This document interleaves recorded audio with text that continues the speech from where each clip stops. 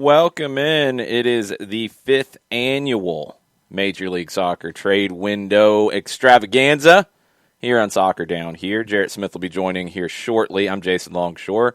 We've got a couple of deals that have already been announced. We have a couple more that have been rumored and have not been officially announced yet. The window closes at 1 o'clock. I'm assuming this is kind of like we see with the transfer window and in the NBA trade deadline, and if a deal gets sent in but maybe isn't completely finalized, it could get announced just after 1 o'clock. But at 1 o'clock, that's when the window shuts, and that's when teams are locked as they prepare for the expansion draft, which is on Tuesday. We'll get into all of the ins and outs of how this week will go. Maybe a little bit towards the end once we kind of know where things settle. So far, what we have officially on the board, and these are the ones that have been announced yet, not the ones that have been rumored. Officially announced, Atlanta United has acquired a 2021 international roster spot from Nashville SC. It cost them $175,000 in general allocation money to get that. Atlanta now has 9 international slots going into the 2021 season. That's one more than they had. There was another slot that they'll get back in a trade at the end of the year, but they have to give back a slot, so it all washes out. They'll have one additional slot. We'll talk about what that means here in a bit. DC United acquired $150,000 in general allocation money. Miami acquired $100,000 in general allocation money, both from Austin FC. DC sent Ulises Segura, central midfielder who can play in a more attacking role, can play really anywhere across a front three. Segura goes to Austin. Ben Sweat from Miami goes to Austin, left back. A lot of people have been really down on Ben Sweat for his performances in Miami this year. When we saw Miami with Atlanta United, I thought Ben Sweat was Ben Sweat. He's a solid left back in this league. Miami has no left backs on their roster now. Austin has a left back. They have a central midfielder. And they have 2 wingers that will be joining the team for next season. They're currently on loan in Paraguay. Cecilio Dominguez and Rodney Redis. Those guys are already on the roster. So Austin has 4 players at this point as we speak. Nothing else officially official just yet. There are rumored deals that will get announced, and we're waiting for these to get nailed down. One came last night. Jeff Carlisle, ESPN, reported that John Gallagher will be traded from Atlanta to Austin for up to $225,000 in GAM. He wasn't sure how that was going to shake out, how much was up front, how much was incentive-based. Marco Farfan from Portland to LAFC has pretty much been a done deal. It just hasn't been officially announced yet. Couple questions on the Twitch pitch. We will get to those. Jarrett Smith will be joining here shortly. He is on his way. You know, he stuck around last night for a long time for the MLS Cup watch party. Thanks to everybody who hung out for that. It was a fun match. Columbus surprised everybody. We'll talk a little bit about that as well. Okay. Let's get caught up on the Twitch pitch first.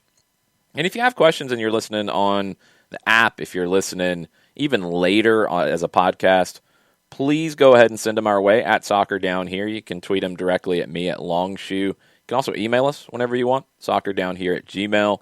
We've got a Discord coming where you can throw some questions in as well, but all that is on the way. Let's get into the questions. 6 Gear, yes, I agree. Liverpool is looking like they hit the pub last night. Not so good. And I responded to your tweet too, Sean.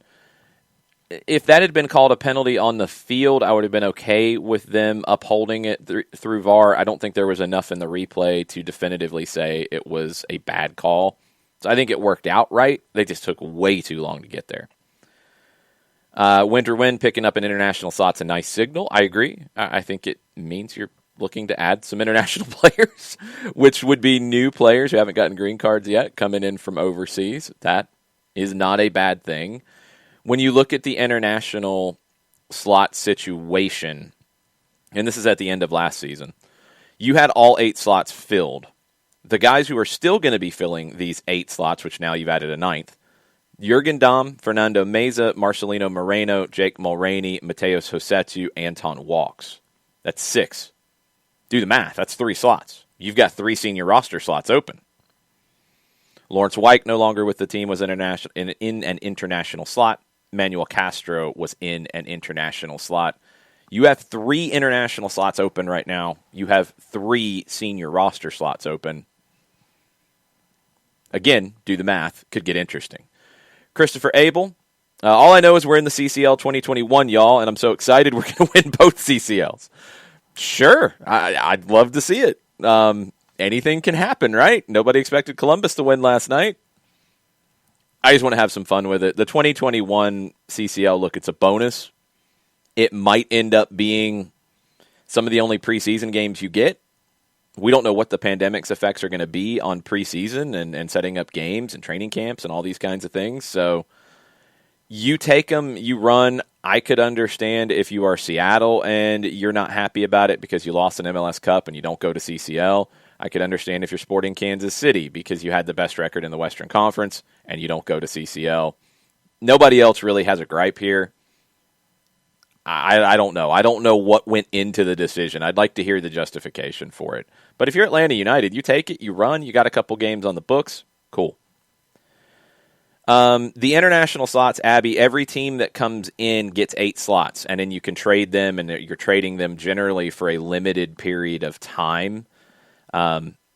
They set a number of how many international players are in the league, basically, and they add 8 every time a new team comes in.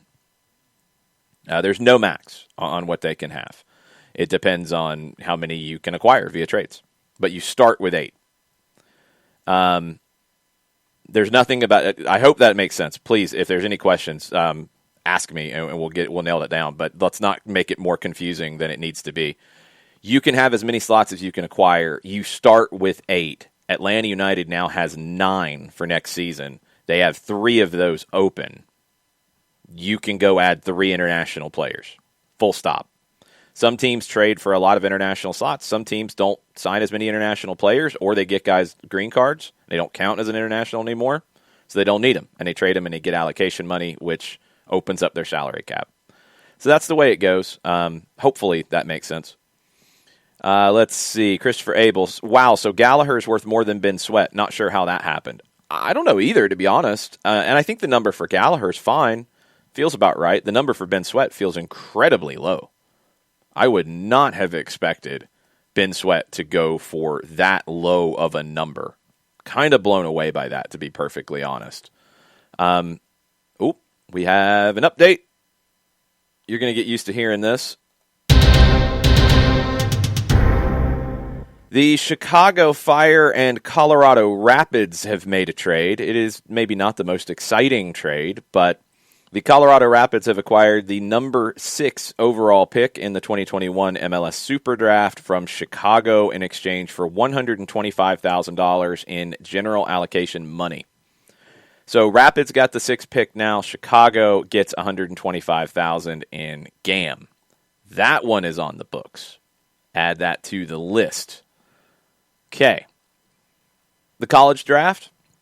We'll get deeper into it in January. It's going to be really difficult to have any kind of a ranking here because there were only a handful of men's conferences that played in the fall. The Sun Belt played, the ACC played. A lot of men's soccer programs did not play in the fall. So you're going on the previous year. You're going on guys who have played in USL League 2 or the NPSL before. You're going on guys who have been youth nationals before, youth national team players. It's a really weird situation with the Super Draft. We'll do our best to kind of give you a bit of a scouting report for it, but I don't know how to rate the Super Draft this year just yet because there's just not much to go on. You're going to have college programs play in the spring. I would assume guys that would go early in the Super Draft would leave their programs and skip the spring season to come play in MLS, or at least try to make a roster. So it's going to be really, really awkward. I'm really surprised that a trade for a pick is getting that much GAM right now.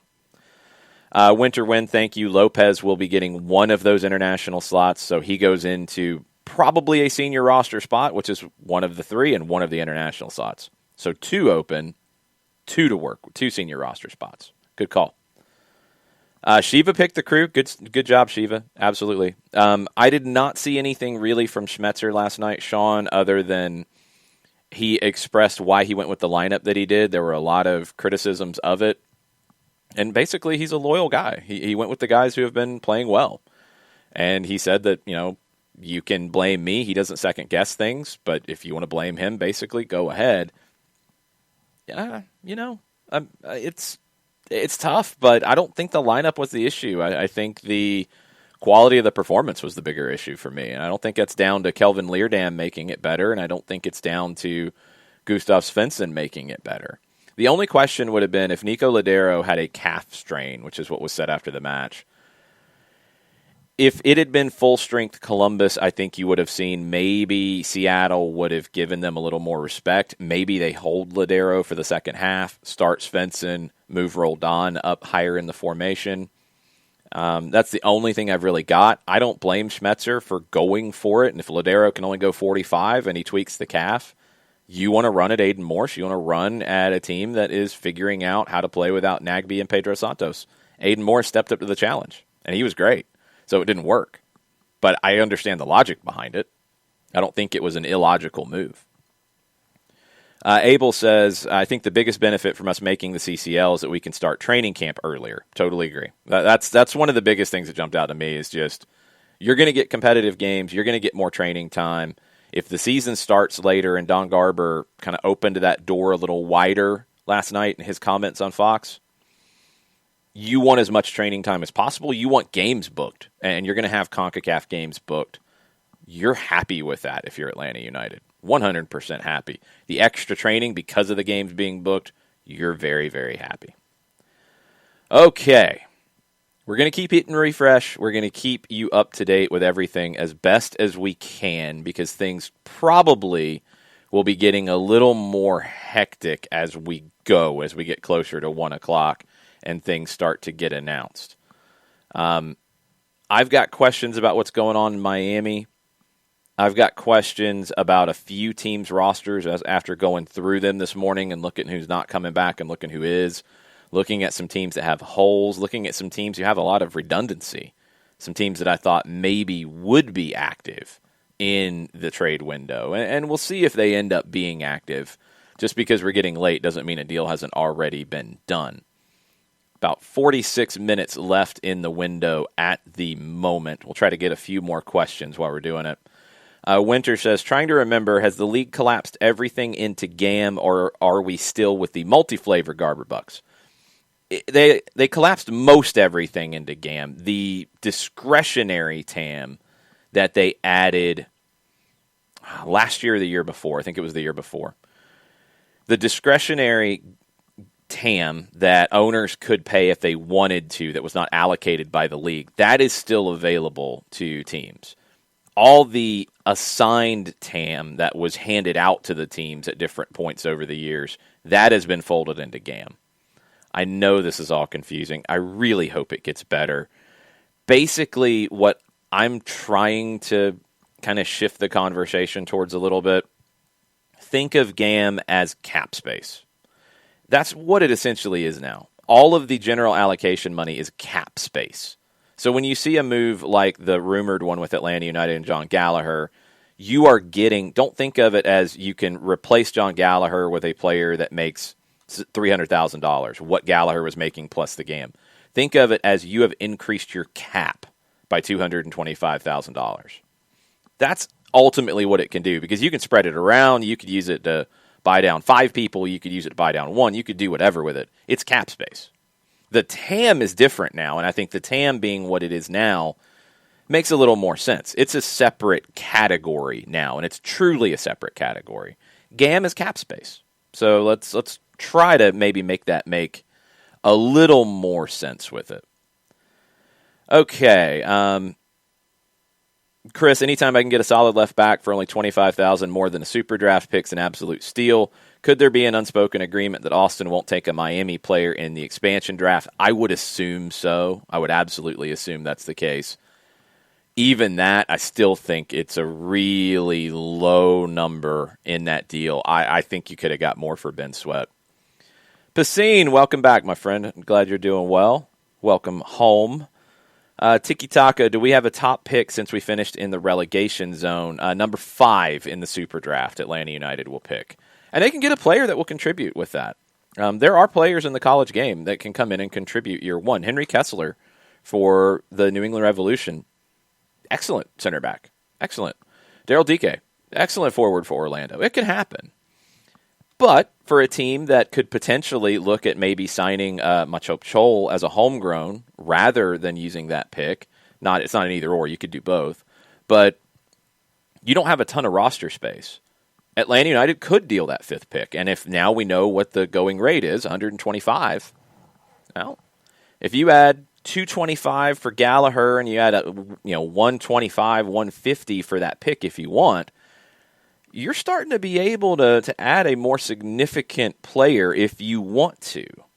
Just keep that in mind. That pick might be better to deal than to bring in a college player who might not fit straight away, who probably wouldn't start. I think your starting lineup is pretty well secure if you're Atlanta United. It's probably what led to the John Gallagher deal. So maybe you're looking at a more impactful addition, number 6, maybe, rather than adding a bunch of Right, Jarrett? Right. Absolutely. I'm doing math and I'm trying to figure things out now that we've got that other deal with the number 6 pick in the draft right behind Atlanta going for $125,000 in GAM. Did that just happen? I missed that. Yeah, Colorado got the pick from Chicago. They gave up $125,000. It's probably for the best. Chicago couldn't score with anything anyway this year. Oh, man, that's mean. Probably true, but accurate mean. Too. Yeah, it's still mean. Okay. Imagine if 2020 Chicago had like 2017 Nemanja Nikolic. They'd have been great. Yeah, they would have. Let's look real quick while we're waiting on more deals to get finalized. Let's go to Chicago quickly. They had Robert Baric, who's very good. I don't want to hate on Robert Baric. No, it's no hate on Baric. Nikolic was just on one. Yeah, Nikolic in 2017 was the best year of his career. So if you're Chicago, you're trading that pick. Why would you trade that pick? Well, you've got a pretty well-established group. You're not going to add a college guy to that group to come in and play. Goalkeeper, Shuttleworth was pretty good. They've liked Kronholm. He got hurt. Left back, you've got Navarro through 2022 under contract, according to Transfermarkt. You've got Jonathan Bornstein, who can slot in there as you need, and he was solid this year. You've got Andre Reynolds, who needs to play at some point or move on. Center back, Pineda was a revelation. You've got other guys, Calvo, Kappelhoff, Tehran, who could be with him. Right back, Sekulic, good player. Holding midfield, you're set with Jimenez and Medran for a couple of years. Left wing, you've got Aliseda, who was growing as the year went on. You've got him through 2023, so he's not going anywhere. The right side, you've got Fabian Herbers, you've got Frankowski, both solid players. Maybe you could upgrade there. Frankowski's been a little bit of a disappointment.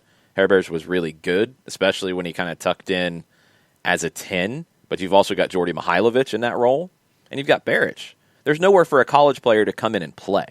So if you can add some cap space to maybe go and say, I want to get a top center back to come in and play next to Pineda, or I want to go get a better right winger in place of Frankowski, you'd rather have the cap space than a college kid.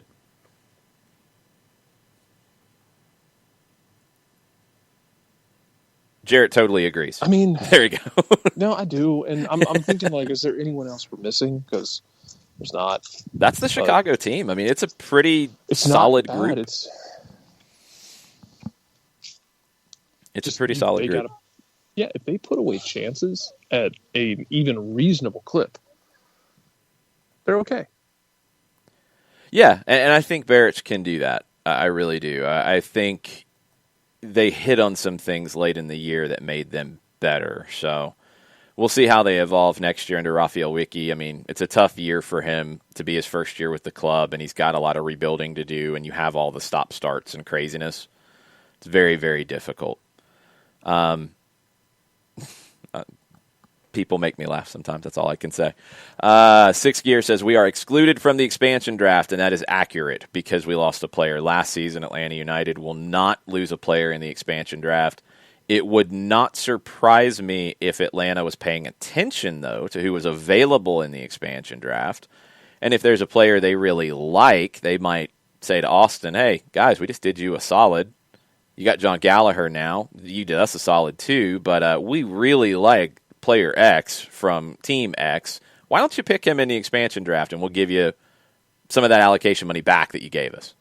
Could happen. We'll have to see what those expansion lists do, but we see that happen from time to time where Austin becomes a middleman in some potential deals.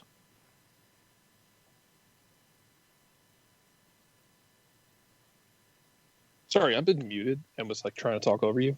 That was fun. Oh, that's always fun. Why don't you try again, and I'll stop talking. No, I'm pretty sure Atlanta actually did that exact same thing in the expansion draft. Clint Irwin, yeah. Atlanta United legend Clint Irwin. Yes. Where you traded for somebody and you sent him back. Basically, basically, when you looked at it, it looked like a hostage negotiation. That's the way it played out. It's like Atlanta took him and then sent him back for a bunch of money. So you might see a variation of that where Atlanta sees somebody in the expansion draft. Do we have the expansion draft list yet, or does that come out? No, because that's why you have this trade window, because teams can make moves to sort things out. Then the list will come out probably late in the day tomorrow. The draft is on Tuesday. Chris mentioned when we were talking about college players and contributing. I was specifically talking about last season, Chris. Don't get anything twisted. I didn't mention Julian Gressel because that was 2017. And look, the college game's changed a lot since 2017. A whole lot. There's not as many players coming through even 3-4 years later as there were then. But last year you did find a few. I just don't know if you're going to find a college player who's going to play 1,200 minutes for Atlanta United next season. So if the number's right for that number 5 pick and somebody comes in for it, I think you take it and run. Yeah. And this is the thing, is like player values are changing constantly. You know, how we value the draft, how we value international slots. It's always it's almost like a blind sliding scale to those of us who aren't in the front offices looking at it every day. We just kind of have to take it for what it is. When people get stuff for those international slots or draft picks or GAM, TAM, it feels like it's always kind of on a sliding scale. That's a little bit hard to judge at times, so you just kind of have to take it in stride. Bartimus Prime on Twitter, Bart Keeler, our U.S. men's national team, U.S. women's national team, U.S. national team correspondent, let's put it that way, says, why should fans be okay with this rumored transfer of Gallagher? Seems like most people are, quote, or hashtag, mad online about trading away our leading scorer from this year, but I'm over here loving this move. It should get announced here shortly, so I think we can probably talk about it as something that's going to happen. I think you should be happy about it because it's a good return for a player who was not going to play significant minutes next year. What he did this year is good for him. Does it mean that he's going to start over Ezequiel Barco, Joseph Martinez, or Jurgen Damm in any of the front 3 positions that he would play in? No. It doesn't. And that's not a knock on Gallagher. It just means the minutes aren't there for him. So maybe he wanted a deal to where he could go play more. Maybe Austin said, we're going to start you because of what we saw last year. Well, great. Then you make the move. I think this idea that you traded away your leading scorer from this year, which was a bad year, and, I mean, arguing about, like, well, was he part of the reason why the attack was bad? And, like, it's just going around and round and not really making much sense. He is a surplus to your needs right now. And if you can get over $200,000 in allocation money for him, I think it's a no-brainer. Yeah, I mean, I have mixed feelings about it because on a purely raw emotional level, it makes me sad because 100%. I'm a big John Gallagher fan from when he was with the Twos, in 2018, through, his time at Aberdeen, where he, used his only goal to thwart Rangers, which was, I mean, that alone is worth its weight in gold if you're Aberdeen.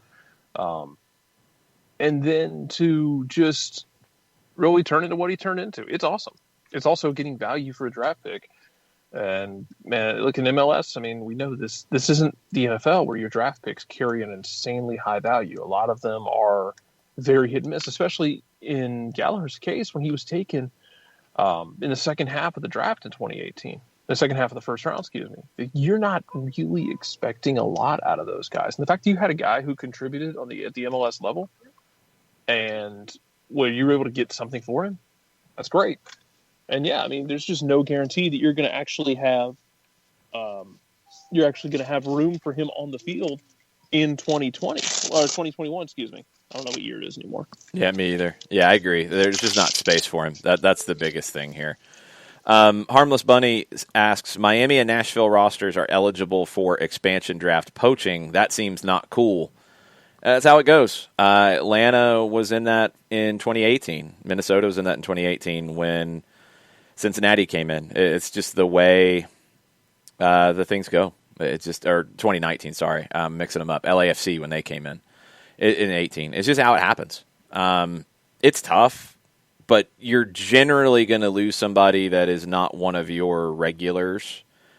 I mean, think about the types of players that you're seeing go in the expansion draft. You're not seeing a lot of starters unless they're on a very difficult contract for the team that's letting them go.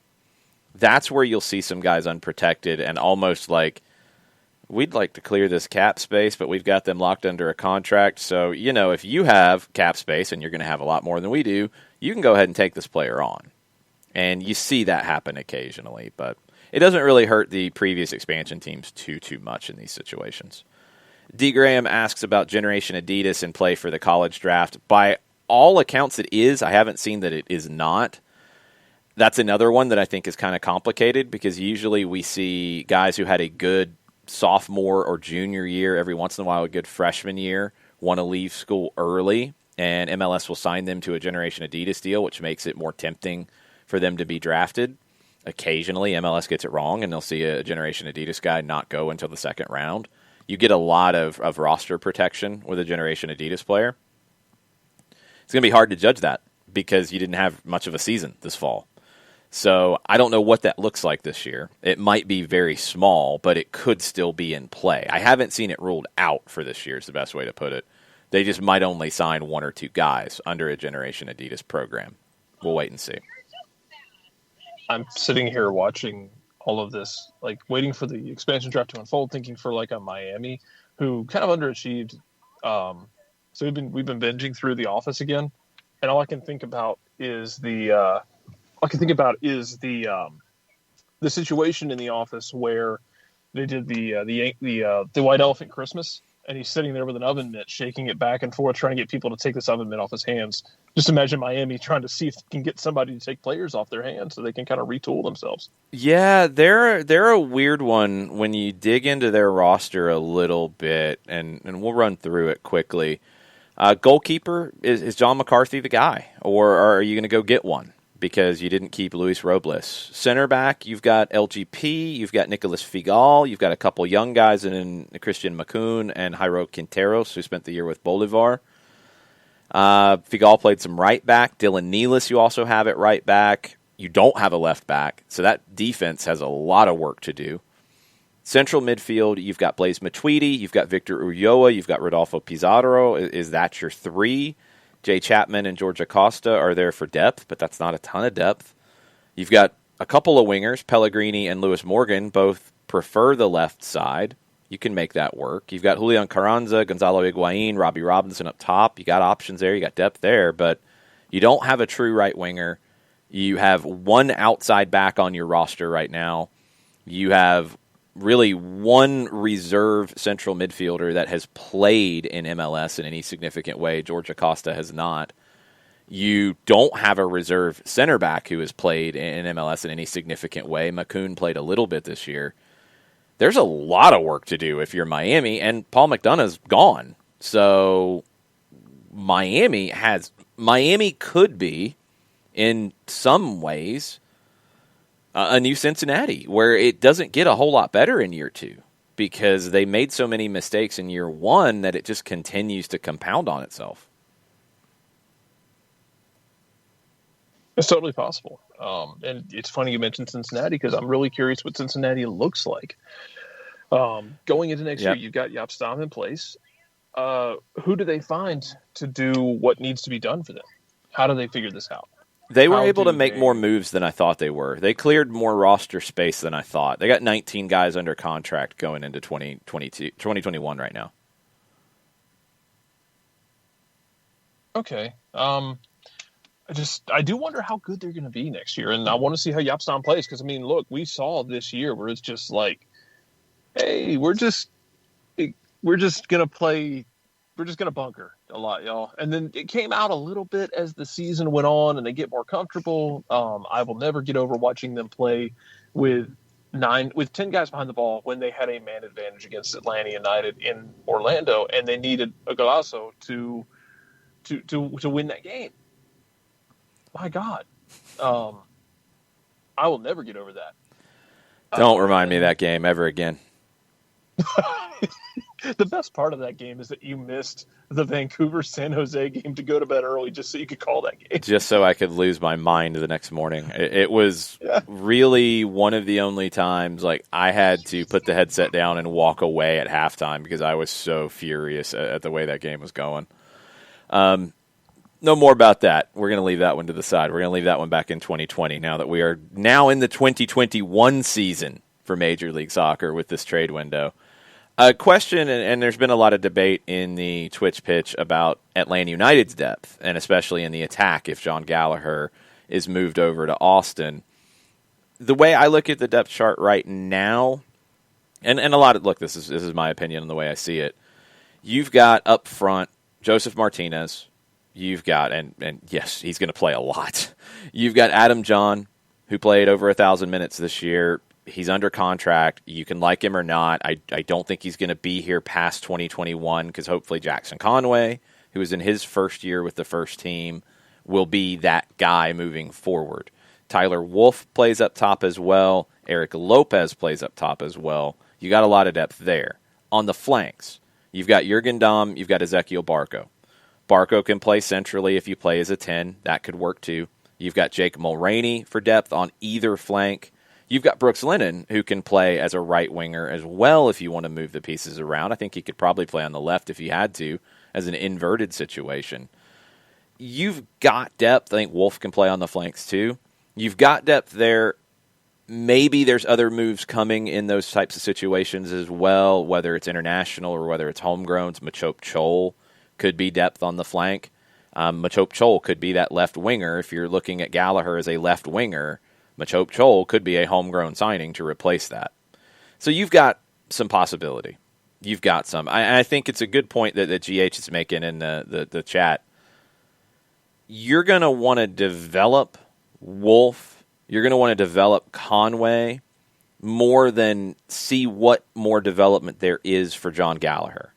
I think Gallagher can get sharper. I think Gallagher can get a little bit better. Yes, but what's the ceiling? It's not a whole lot higher than he is now. Conway and Wolf, we don't know what that ceiling is yet because we haven't seen much of them. Which is fine because Gallagher's ceiling is still a major league player, in my opinion. I agree. I totally agree. I just don't think it's here. And that's fine. Yeah, and if that ceiling is reached somewhere else, more power to him. I hope he has a wildly successful career in Austin. And if he ever comes back to Atlanta and pulls an Adam LaRoche and comes back here, that'd be awesome. Yeah, love to have him back. But yeah, you've got guys who, I mean, honestly feel like they have really high ceilings. I'm really curious of some of these guys at college, what their ceilings can be. You know, we saw Machop Chol, we saw Asensio, and Asensio's ceiling may not be as high as we thought it was, but that's okay. You got guys coming out of college, and now you're looking at guys getting out of college who were, with the academy at the very, very beginning and then went to college in the first year, and now they're getting done with 4 years of college.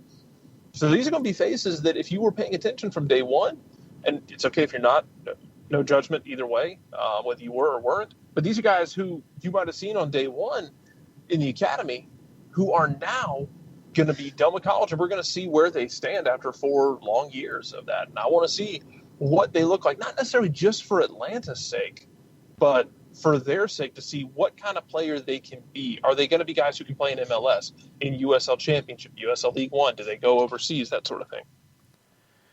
Okay, we got another one. Portland Timbers have acquired $160,000 in GAM from New York City in exchange for a 2021 international roster slot. Okay, they got a little bit of a discount. 175 was what Atlanta gave to Nashville. 15,000. Oh no. Portland gets GAM. NYC gets an international roster slot.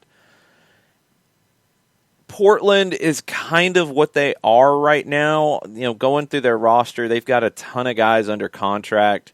Are they going to look to go out and grab another international? They've got 24 guys under contract right now.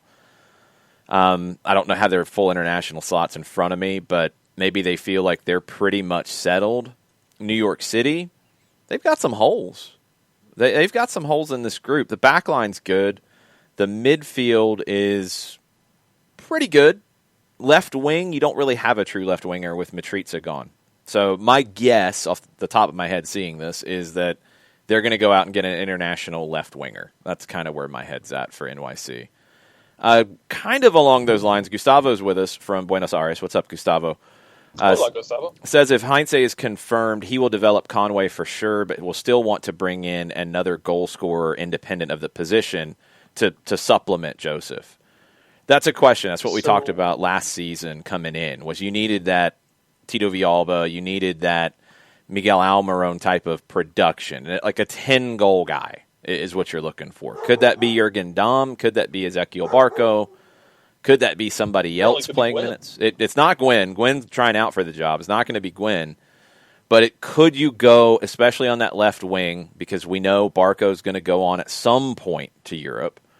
Could you look for a player in that kind of position, or could you look for a central attacking midfielder who can get up and score in that 10-goal range to play alongside Marcelino Moreno, or do you feel like you have it in-house? It's a question that I had going into this season. I think it's still a question. It's some limited space to do it, but again, you have 2 senior roster spots after Eric Lopez joins, and 2 international slots to work with, so it could get done. And I'm wondering if we see another Manuel Castro kind of move. Not for Castro. I mean, look, Castro's going back. It didn't work out. It sucks for him that it didn't work out. Got in position a number of times and just could not seem to get the job done. Just wasn't the guy. But I wouldn't be surprised if we see another move like that, where you take a flyer on a loan on somebody in South America, like you did with him, like you did with Yamil Assad. Not to say you get that kind of production, but if you take another flyer on a guy in South America, maybe Heinze comes in and says, I got my eye on this guy, this guy, this guy, and this guy. I want you to reach out and see about at least one of them on loan. I want to see about adding them into this mix and see about having them compete for minutes to be a guy who can give you goals other than Joseph. There is also always and this is not based in reality, but I have talked about it for 2 months, so I'm not going to stop now. Please don't take this as gospel. Oh, jeez. Of just, Christian Pavone. You're crazy. Assuming the Galaxy don't keep it. You're crazy. Ain't happening. Yeah. Very much so. No way you can pull that one off. But the Yamil Assad one... in reality, please don't take me seriously. This is just my pipe dream that's not real. I'm taking that one away from you. The Yamil Assad comparison, though, is a really good one, because even if you make the decision, all right, there's not a deal this January to move Ezequiel Barco, although we think there could be in the summer, and we want to leave that opportunity there. Could you go out and get a left Olympics winger? Are going to get played in 2021, it sounds like. So. Yeah, but that's going to be after the transfer window. That's where it gets a little tricky. But still, things can happen. You could go and get, instead of committing to a big purchase, you could go and get somebody international, young player from Argentina that Heinze knows, if you want to go down that road, and bring them in on loan to compete. That would give you the opportunity to play Barco centrally with Moreno if you want to. I'd give you the opportunity to rotate some with Barco, with Dom, with your wingers to give one more guy, and it's a young guy who knows he's coming in not to start 34 games, but to start maybe 18 and come off the bench in other games. Eric Lopez is going to be in that mix too, and that's the other thing is Eric Lopez has scored goals. I think Eric Lopez can play out wide in a 4-3-3. He could be that secondary goal scorer. It's very possible that's the case too. So GH says trade Barco for Pavone. It's not quite that simple. No, I understand why you could think it, but the problem is the Galaxy hold the purchase option on Pavone until the end of the calendar year. Then he goes back to be a Boca player. You can't get his rights and that deal in a trade for a player like Barco. Like I guess if you negotiated with Boca, and you'd have to go behind the Galaxy's back, which I don't think you could really do. That's my whole thing is. Yeah, that's where my whole theory was about it, even up until like a month plus ago. Let's just Barco gets sold, Pavone and the Boca and the Galaxy can't come to a deal, and then you go to Boca and you shoot your shot and you send the "you up" text.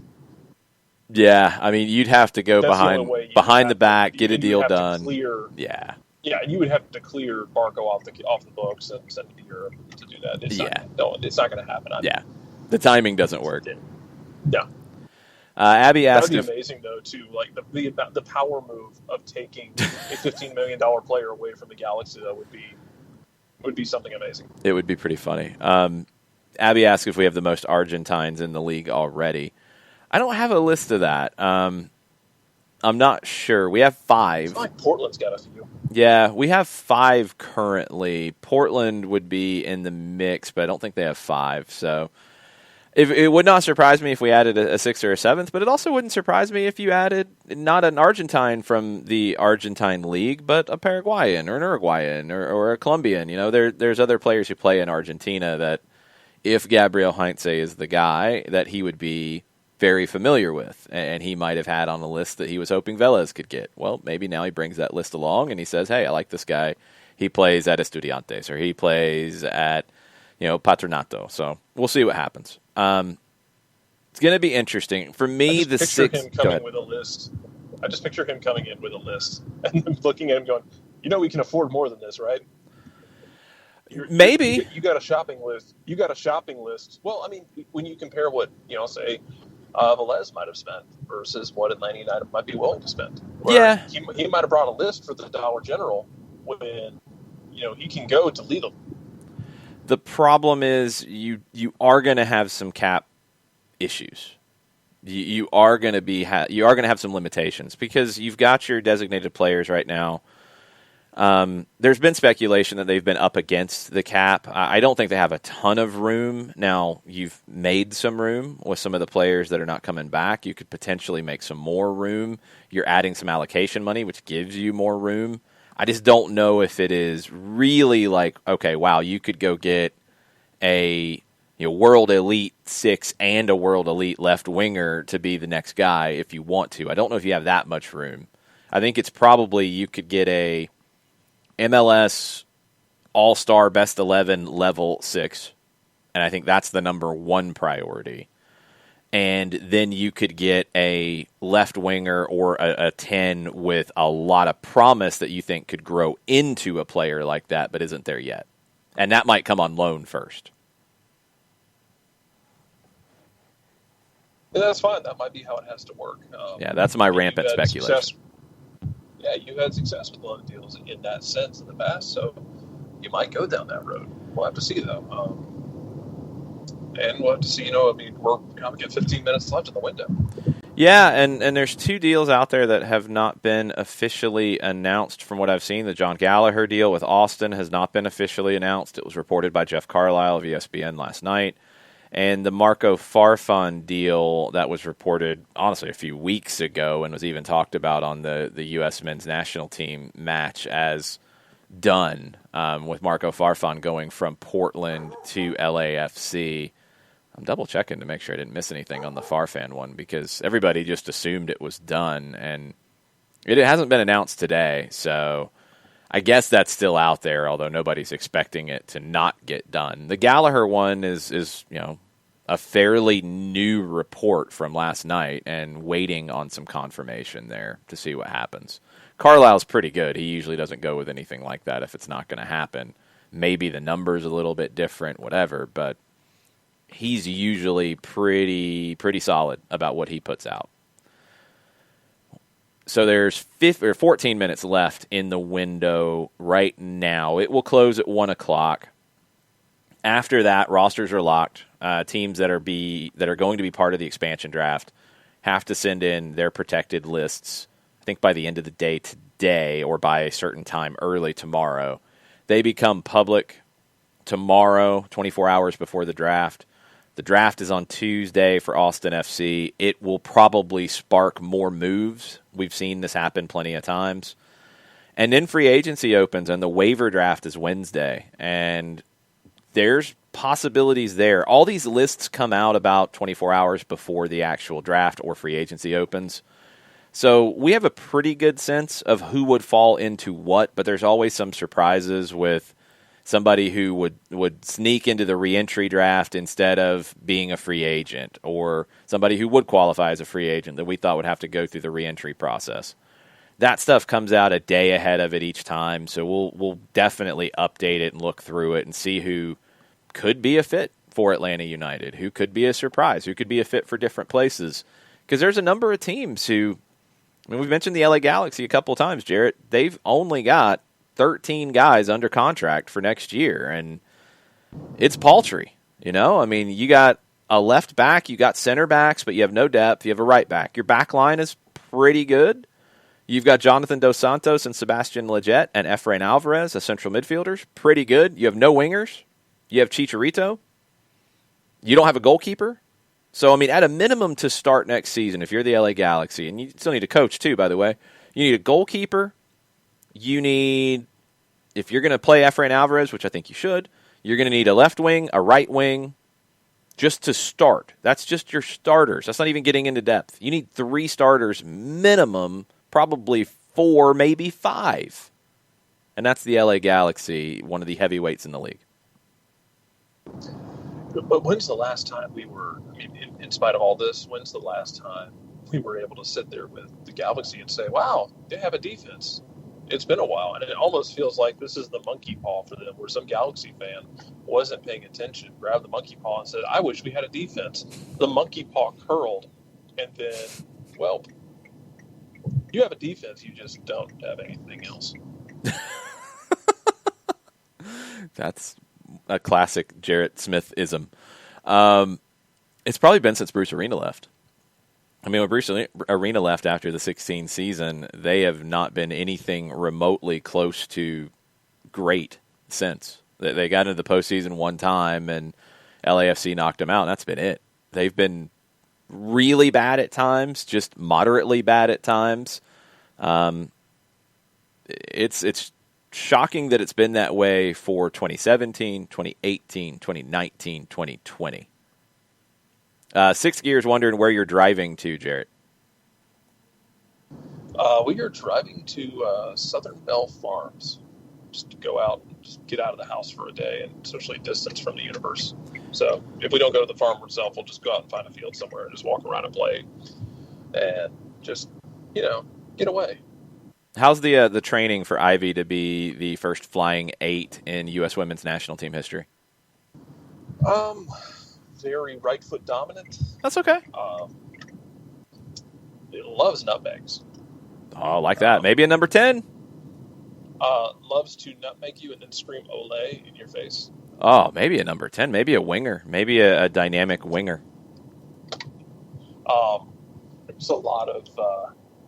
There's a lot of like taking the ball away from you and taunting you after she takes it from you. I like it. Okay, maybe that's some 8 right there. So I'm. There's some pettiness here. There is not a ton of physicality so far. It's still early. More of a finesse player. Yeah. Sounds like a 10 to me, but it's still early days, Jarrett. It is, and we'll get there eventually. Is there another team? We'll get there one day. Yeah, for sure. Is there another team that you're looking at wondering what are they going to do in this next week or so with a lot of possibilities to add to their roster that really needs to get busy in this next week. Is there another team? I mean, the Galaxy, I think Miami are obvious ones. Who else jumps out to you? Yeah, Miami was going to be my one that I was going to go to, other than the Galaxy. So those are 1A and 1B outside of Atlanta. And then Atlanta really has a lot of things in place. For as bad as last year was on the scoreboard, they have a lot of things in place. So it's not like Atlanta has to overhaul a ton of things. Aside from that, Vancouver maybe. They got a lot of guys under contract. Like Vancouver's an interesting one because they've got 25 guys under contract, and that's not breaking it down into senior roster, et cetera, et cetera. They're going to have a lot of young guys. I don't think Vancouver is going to be competing next year. NYC could have some. We mentioned them. DC United is one Sam Williamson brought up. And we haven't really gotten into what they have at this point. We can run through it quickly. It is. You got a goalkeeper in Hamid. You've got a left back in Mora. You've got center backs in Birnbaum, Briant, and Pines. Pines is a player who needs to play every match he's available for next year. You don't have a right back. You didn't have a right back this year. You might want to solve that problem. You've got Russell Canals. You've got Edison Flores. You've got Junior Moreno. You've got Moses Nyman, who needs to play a lot of minutes. What? Have you seen the Sounders' newest trade? I have not, and I am looking for it. You want to run the sounder, I'll do it for you. There you go. Chris Bills. This is $500,000 allocation money for Nick Lima from San Jose to Austin. Oh, okay. Okay, you said Sounders. I was confused. Got it. Did I say Sounders? I'm sorry. I meant Earthquakes. I meant San Jose. I'm very sorry. Okay, well, that's an interesting going one. to Austin, which is a damn good move for Austin. It is, and it's a good move for San Jose. It's a really good move for San Jose, and I'll tell you why. We'll get into the money in a second. San Jose at right back had Tommy Thompson, Nick Lima, Paul Marie. You had guys there. Like, you had a surplus. Now, there's no question, and Nick Lima's a good player. Now, you don't have to worry about splitting up minutes. You play Tommy Thompson at right back for good, and Paul Marie's there to back him up. Yep. And you trade Lima, and you don't have to move Lima over to left back. You got Marcos Lopez. So you developed a player. You've added others. You've moved things around. You've got a surplus. You make a deal. Really, really smart move for San Jose. Good move for Austin, because now, Austin, in the back, you got your outside back set. You've got Ben Sweat and Nick Lima, who are starters in this league on either side of the back line. That's a good move for everybody. Really, really impressed with that move for both teams. I've got a lot of personal stock in Nick Lima hype, so this is one that's exciting for me. I really like what I've seen from Lima. And I think he's had one or two caps with the national team. I don't know if he's a guy who consistently is going to be there for the rest of his days, but Lima, at the very least, can carve out a really good career in Major League Soccer. Yep. And that feels like a good move for Austin. And we'll see how they play. Like, you'll see what kind of identity they develop in Austin, but he can do a couple different things for you. I think that's a big one. I really do. Gustavo with a question says, I don't think Atlanta will confirm any news until Thursday, and asks what I think. In general, sure, I could see that being the case on the goalkeeper or on the manager situation for sure. On a trade with Gallagher, I don't know if it gets held up or not. I don't know if there's any reason for it to. It doesn't affect the expansion draft because you can't lose anybody there, so it could, I guess. On the manager front, yeah, I don't think anything happens till you're eliminated from CONCACAF. That's where my head's at. The trade, I could see that happening, or any other moves. I mean, you've got free agency opening up on Wednesday. If you need to lock somebody down, you need to lock somebody down. If there's a free agent that you think is there and you want to grab them, you need to get it done because you don't want to risk losing them. The waiver draft, we have to see the list. Every once in a while, you'll get a surprise in there that you wouldn't mind going out to grab. But, yeah, on the managerial front, Gustavo and Mataflo's on board with us, too. I think it's Thursday at the earliest. I don't think you do it until you're eliminated from the CONCACAF Champions League. 5 minutes in the window, again, as usual, like stuff can get done and not announced publicly beforehand, and it comes out a little bit later. So we'll give it a little bit of a ride here and see if stuff gets announced slightly after 1 o'clock. It's probably got to be faxed into the league office. And maybe that fax machine doesn't get it, or maybe they don't announce it yet, and all this kind of stuff. If only. I hope it's kind of like college football where they have to fax in order to attend. The only reason anyone still owns a fax machine is just for LOIs in college football. Pretty much. Yeah, I mean, this can be like Major League trade deadline, where Major League Baseball's trade deadline is like 4 or 5 o'clock on on the 31st of July, and then you just start seeing stuff like roll in like a leaky faucet. Anything can happen. Anything can happen with this. We'll keep refreshing and see what else we get. No surprise that you would have the Quakes news first. No, I mean, that's my job. You are the San Jose Earthquakes correspondent. Oh, God, for better or worse, too. I mean, it is very much a Sisyphus sort of role that I have found myself into. Abby still has a fax. Abby still has a fax, so there you go. Yeah, I do appreciate their tweet last night about, someone, I was at Major League Soccer said, what was your tag your favorite MLS Cup? And the Quakes put theirs, and then both of the Houston Dynamo MLS Cup wins in their list of their Cup wins. Yeah, that was pretty funny. A little bit of salt there, which is understandable. The Lima thing gives you another, I think, element that you need to understand about how roster construction can go.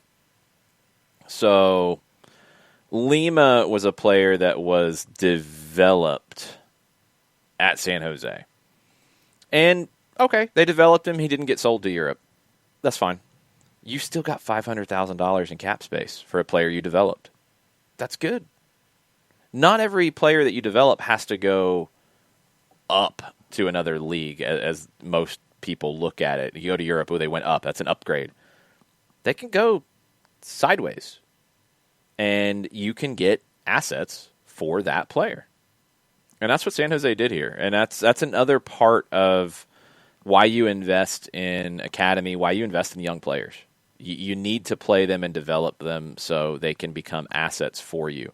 You have to make a decision with everybody at some point. Are you going to sign them to a new deal? Are you going to go ahead and move on? If he's going into the last year of his deal, as we say all the time, you need to get something for him. If you're not going to keep him, you've got cover at that position. San Jose really with a smart deal here. And I think it's a good deal for Austin, too. Everybody went nuts about how much Nashville paid for Anibal Godoy. I think it worked out pretty well, didn't it? They've got the money to spend because they get a giant bag of allocation money to start.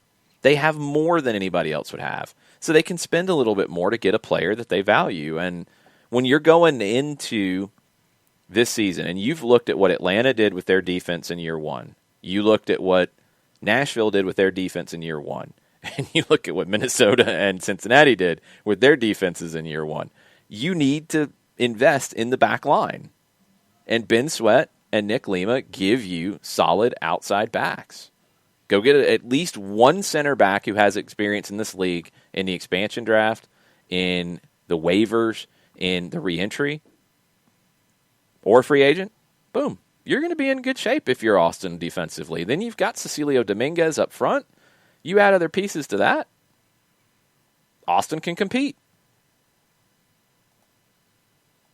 They can, and this is going to be interesting. I think for me, where you look at the values, guys, it's jarring still that Miami only got $100,000 for Ben Sweat. Yeah, that's the weird one. Austin's got that money to spend, so don't worry if it looks like they overpaid for somebody. Don't worry if you feel like, man, they spent a lot of money on that guy. They spent over $200,000 on John Gallagher. The fact that only $100,000 went the other way for Ben Sweat is, I'm call me perplexed on this. Feels like Miami didn't negotiate very hard on that one. Very strange. the window is now officially closed, according to my clock. Again, you could get announcements that have been done. The paperwork's been signed. Everything has happened, but it just hasn't been announced publicly yet. That can happen, honestly, anytime today. I mean, we've still got a couple teams. Colorado never announced their roster decisions publicly. Like, I was updating my master list, my depth chart of rosters around the league. Colorado never announced their option decisions. And I guess nobody cared because nobody seemed to ask. So it's just like, okay. It could come out at any time. That's the weird thing about how things go with MLS at times, media-wise. So the two trades that have been reported on by different people out there and have not been officially announced are Marco Farfan from Portland to LAFC. That had been reported, I want to say, a week or two ago. And John Gallagher from Atlanta to Austin for up to $225,000 in GAM. Jeff Carlisle had that last night ahead of MLS Cup. Those have not been officially announced yet. I think the Farfan one is a done deal. I don't know what the holdup is in announcing it. Maybe the folks on the West Coast are sleeping in. I don't know. The Gallagher to Austin one. For it. Yeah, if they are, more power to them. The Gallagher to Austin one, it was reported last night. It's reported from a very good source, but it has not been made official just yet. So Colorado might still be in quarantine, Abby. Good point. They can't announce their decisions because they're back in quarantine. All their staff's in quarantine.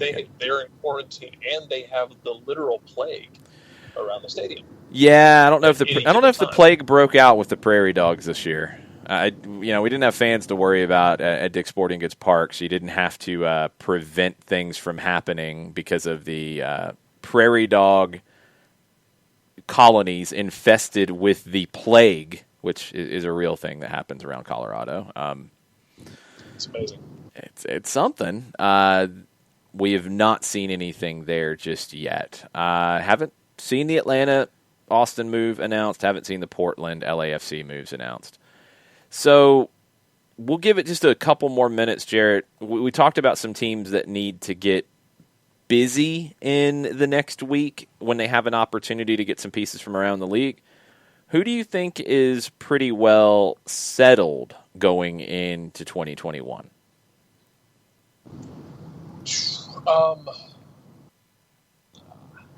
I think Minnesota's in good shape. I want to see how Will Trapp fits into what they've got. I'm excited to see what Minnesota looks like next year. Portland, as long as Savarese is there, they're going to be something. They're going to be something. I don't know how much time is left in the hourglass for Diego Valeri, but Portland will still be a problem for people. LAFC will be a problem, although I am curious how LAFC goes forward. You got I think like the elephant in the room is there. Do you start listening for moves to send a Golden Boot winner overseas when his value might be peaking? Yeah, I'm with you on that. How do you replace that if so? Carlos Vela, I think, is 31, 32. So, he's got, I would think Vela's got at least a couple more years in him. Atuesta might be a guy who gets looked at from overseas as well. I wonder if Latif Blessing gets looks from overseas.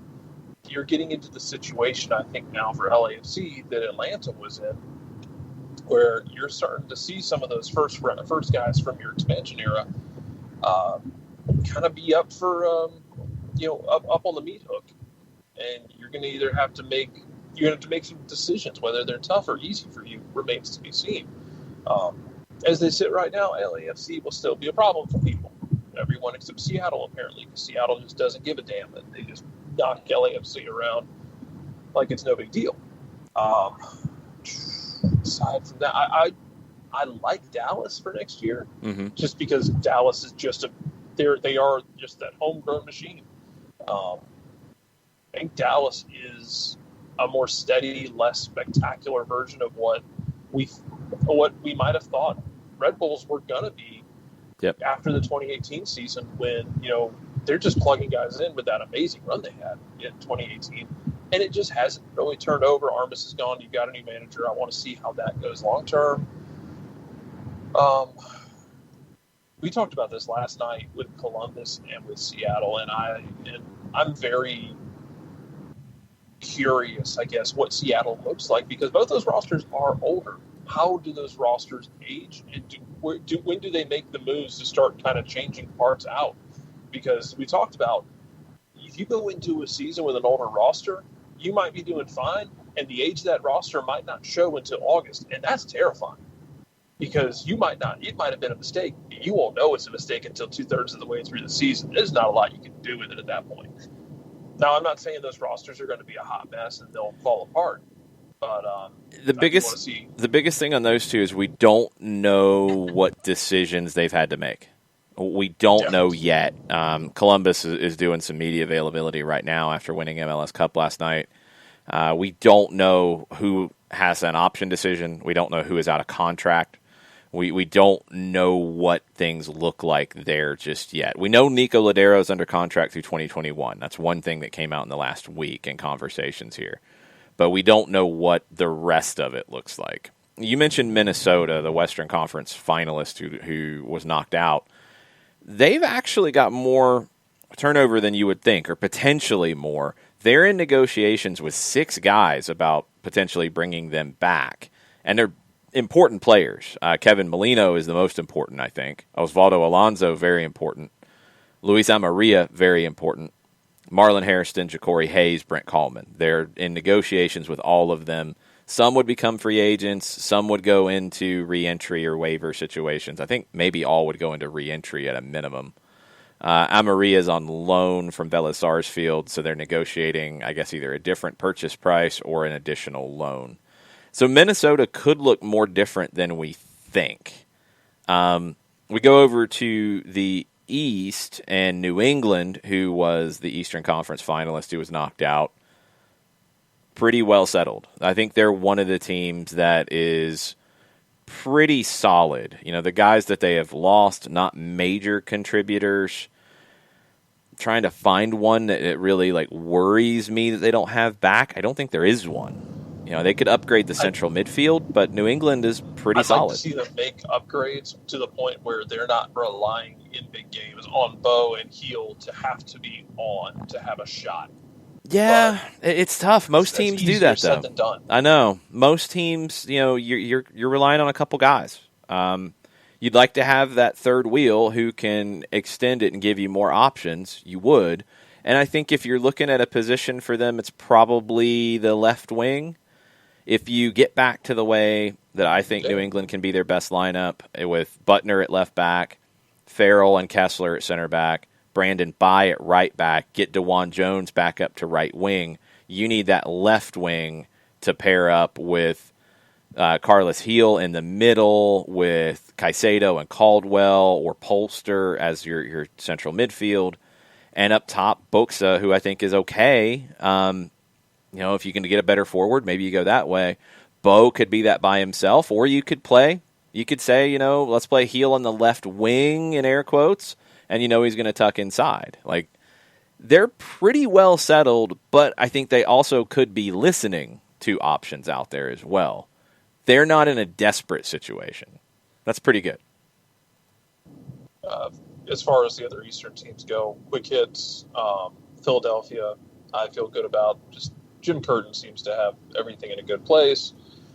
I want to see Casper Shabilko have a bounce-back year. And then they also have to replace Aronson. And then Toronto's going to be a question mark, because that roster still should be good. But, man, you lost a hell of a manager. Yeah, and it's good. Is it where it's been? There's some questions. It's getting a little bit older in some spots too. The biggest thing is going to be the manager. That's the thing about Toronto that I just don't know. I don't know what direction they go with the manager hire. Do they go Patrick Vieira? That name's come up a good bit. Laurent Blanc's name has come up associated with Toronto as well. We have another VAR situation in Fulham and Liverpool. Had a controversial one in the first half. Liverpool got a penalty and equalized on a handball on a free kick into the wall. Let's see. I saw that. I haven't seen the handball. I haven't seen if the hand was away from the body. Yeah, he chicken winged it. He chicken winged it, and he got the arm out, and it did make contact with it. He made himself bigger in the wall. You got to call it. I know a lot of people are pulling for Fulham against Liverpool. Sorry, plucky upstarts, but you got to call that one. VAR's going to see that every time. I think it's the right call because he did what I think it was Eriksson who did it for San Jose against Atlanta on the cross that ended up Wondolowski went down the other way and scored in that crazy game in 2018. But when they went back and looked at it, and you could see he tucked his hand into his chest, but he extended his elbow out to block it to try to be slick. And that's what happened on that free kick. Know how time works, yeah. Oh, yeah, they didn't know how a lot of things worked, and it got really out of hand. And I was yelling on a bus. One of the most irresponsibly announced games I've ever seen in my life. It's tough. They weren't there.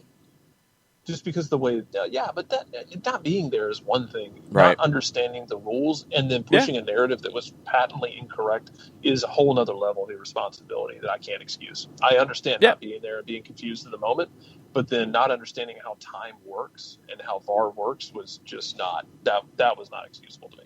No, you're right. You're right. I can understand how it was confusing not being there because I don't think they understood what the handball was for the longest time. But that was how it worked, and that's where you go. Okay, we'll give it just a minute as we kind of wrap up to see if anything else gets announced at the last minute. There are those couple of moves that are still out there that haven't been officially announced just yet to kind of recap the... Oh, no, we got another one. Hold on. We got another one. Go. We said just a couple minutes ago that Austin needed to get a center back with experience in the league. Well, they just got one. Julio Cascante from Portland for $250,000 in GAM.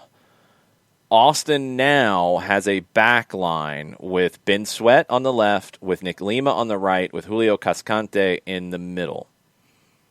Not bad. Not bad at all. Hey, I mean, we've seen the importance of building a defense with an expansion team. You can score till the cows come home, but you got to have a defense in there in some capacity. You have to. Yeah, you absolutely have to.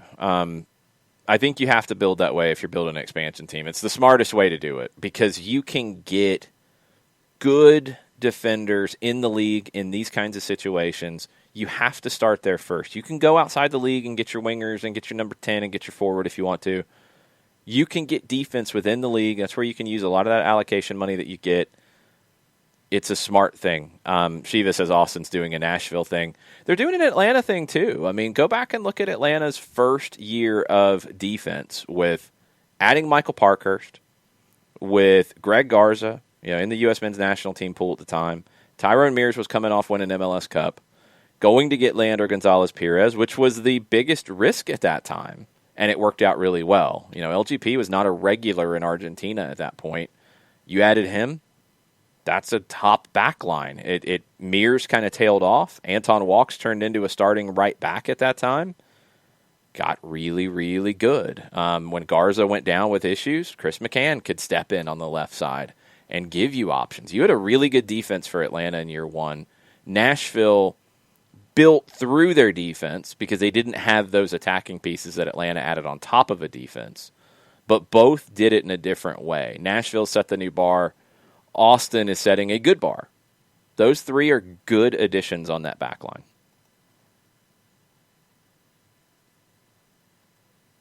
They are, and now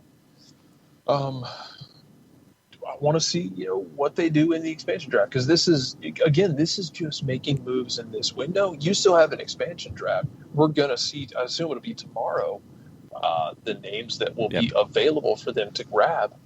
It's a great chance either to grab guys who can contribute or grab guys you can hold hostage, as Atlanta did with Clint Irwin. And not to say it was held hostage. It was surely a prearranged thing. It just looks like a hostage negotiation at the time, and it's just funny to me. But you're going to have more opportunities to get these guys. You'll have the number one pick in the expansion draft, and look, not just the expansion draft, excuse me, but in the super draft. It's going to be interesting with the expansion draft for me because we've seen guys who you can get game changers, but you can also miss horribly, and you're more than likely going to end up somewhere in the middle or on the bottom of that. It's harder to find guys who are going to step in day one. Are you going to go find yourself a Daryl DK? I don't know. You could. It's just we don't really know what the college rankings are going to look like. Uh-oh, Jared's turning full robot on us.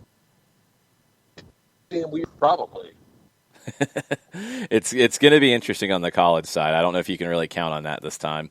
Donnie Toya's name has come up from Mataflow, and that's one that I think is a template for what Austin could be looking to do now.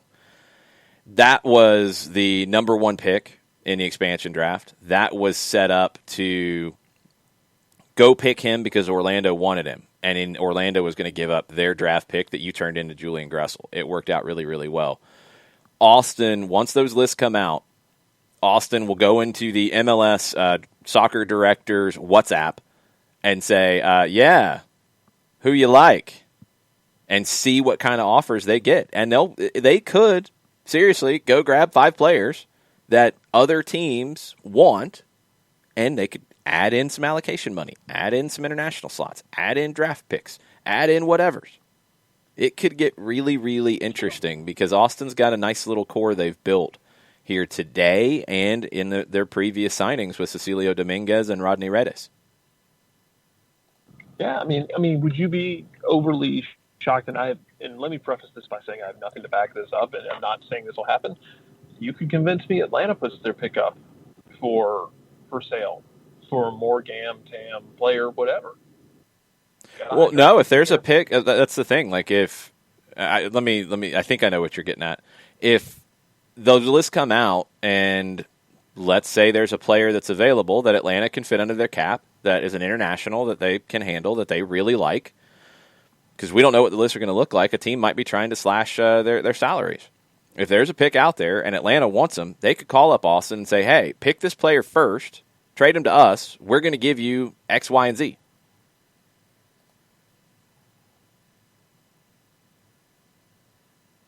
Jarrett totally agrees with that sentiment. I'm sure he does. Stephen Goff with Goff with kind of a recap of what Austin's done today. They've traded $1 million in allocation money. They've added Ben Sweat, Ulises Segura, Nick Lima, Julio Cascante. 4 starters, I think. At the very least, 4 guys who, even if you don't pencil them in every game, you can pencil them in enough. And look, building depth is the hardest thing for expansion teams.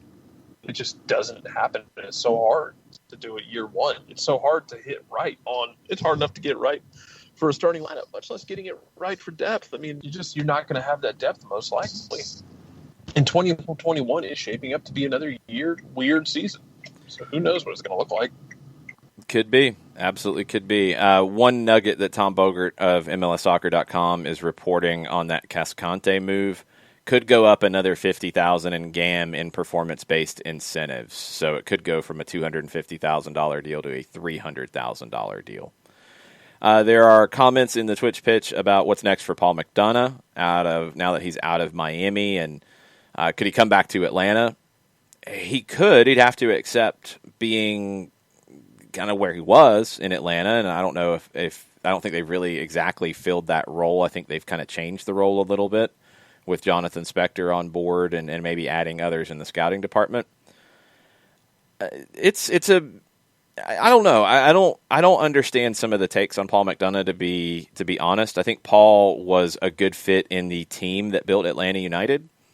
In the spots where he's been in that role above that, Orlando's initial roster wasn't all that good, and Miami's initial roster wasn't all that good.